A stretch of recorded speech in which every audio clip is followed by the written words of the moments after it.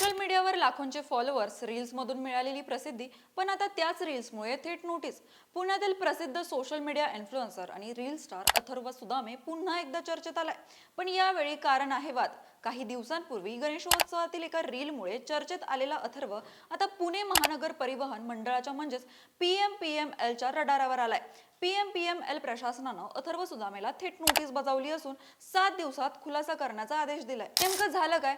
तर PMPML प्रशासनाच्या म्हणण्यानुसार अथर्व सुदामेनं पूर्व परवानगी न घेता PMPMLच्या बसमध्ये रील शूट केला.